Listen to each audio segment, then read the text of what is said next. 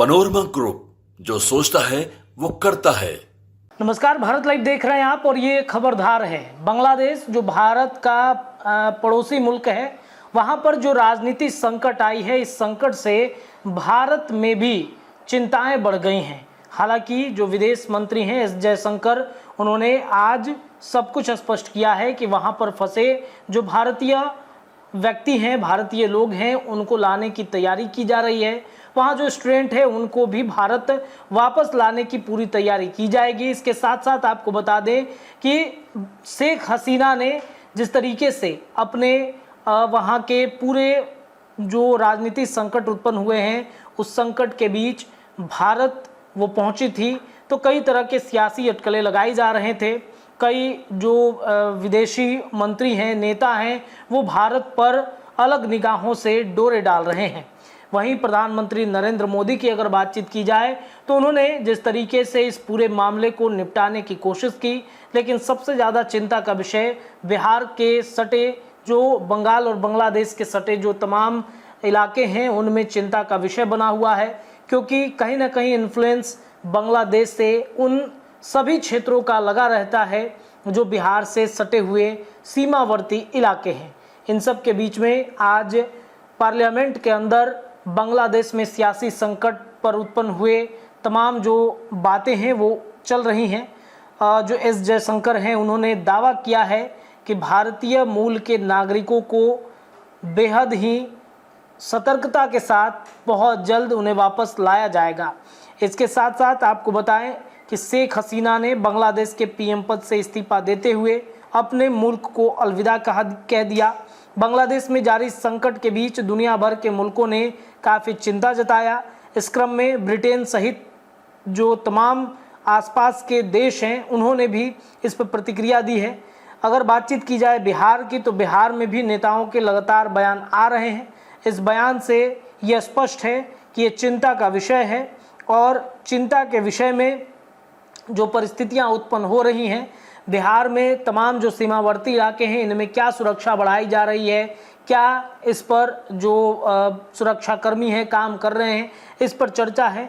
इसके साथ साथ आपको बता दें कि राजनीतिक संकट के बीच अपने पद से इस्तीफा देते हुए जब वो बांग्लादेश को अलविदा कह रही थी, तो इससे एक माहौल जो है वो काफ़ी घबराता हुआ नज़र आ रहा है।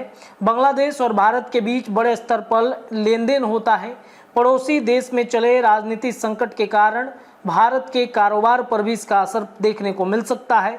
इंडिया में बांग्लादेश के कई चीज़ों का आयात होता है, जिनमें कपड़े, जूट के सामान, कृषि उत्पाद, चमड़े के सामान और खाद्य पदार्थ और फल सब्जियां।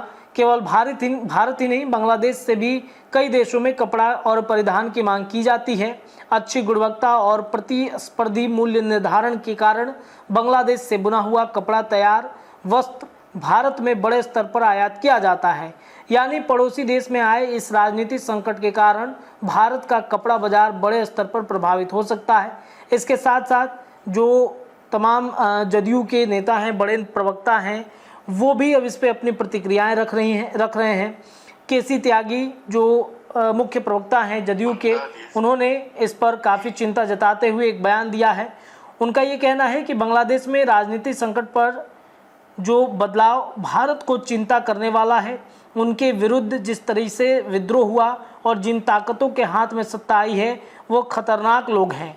केसी त्यागी अपने पूरे बयान पर क्या कुछ कहते नजर आ रहे हैं, वो आपको हम सुनाते चलते हैं। बांग्लादेश के बदलाव भारत को चिंतित करने वाले हैं। यद्यपि भारत की लोकतांत्रिक व्यवस्था काफी समृद्ध है, लेकिन उनके विरुद्ध जिस तरह से विद्रोह हुआ है और जिन ताकतों के हाथ में सत्ता आई है, वो खतरनाक लोग हैं। सर, इस पे ऑपोजिशन द्वारा भी काफी सवाल उठाए जा रहे हैं, उस पे आप क्या कहेंगे? विपक्ष के सवाल बेमतलब, बेनतीजा हैं। भारत की जो समृद्ध लोकतांत्रिक व्यवस्था है, वो पाकिस्तान, बांग्लादेश, म्यांमार, अफगानिस्तान, इनसे भिन्न है। पनोरमा ग्रुप, जो सोचता है वो करता है। अगर ये वीडियो पसंद आई और वह बिहार के राजनीति और बिहारियत से सरोकार रखेनी तो सब्सक्राइब बटन दबा के चैनल के सब्सक्राइब कर ली। ओजे एगो घंटी बा, ओकरा बटन दबा देला से कुल सटीक और मारक खबर रुआ मुफ्त में मिल जाई। अगर रुआ पत्रकारिता के हमनी के नया प्रयोग में सहयोग कर चाहतानी तो ज्वाइन बटन दबा दी। पेटीएम नंबर नोट कर ली 938681